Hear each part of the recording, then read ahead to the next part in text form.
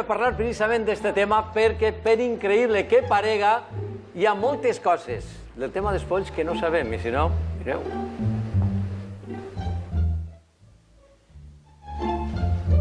Arriba la tardor i arranca la temporada dels polls. Sí, dels polls. Per això avui ens hem vingut fins a esta perruqueria de València perquè ens expliquen com s'enfronten ells a esta època de l'any en la que a més d'un li comença a picar el cap. Rosa, conta'ns, estan venint molts clients amb este tipus de paràsits? La veritat és que este any no.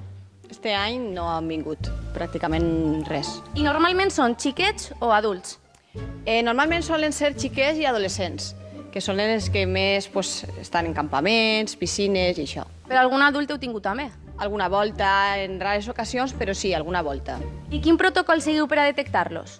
Normalment, com són xiques i adolescents els que normalment tenen, el que fem és que quan entra un xiquet o un adolescent fem un poquet de revisió.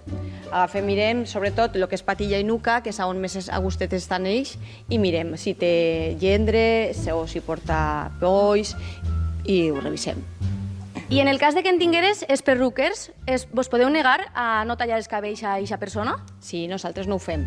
Nosaltres li diguem a la persona, o a sos pares en aquest cas, que tenen polls i que tenen que anar a casa, desinfectar-se i ja després, passats una setmana o 15 dies, ja poden tornar a tallar-se en monyo o a lo que siga.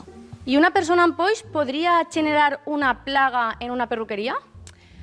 Home, dir una plaga és massa, però sí que és de veres que si tu estàs treballant en una pinta, tens una capa, tens una tovalla, els polls se menegen i pots passar-li a una altra persona. I això no estem disposats a que una altra persona que vinga i se porte polls a sa casa. No. Ara preguntem a una clienta, Maria Àngeles, que està per ací. Tu alguna volta has tingut polls? Sí, em vaig tindre una vegada que va ser com a conseqüència de que els meus fills havien agafat polls a l'escola.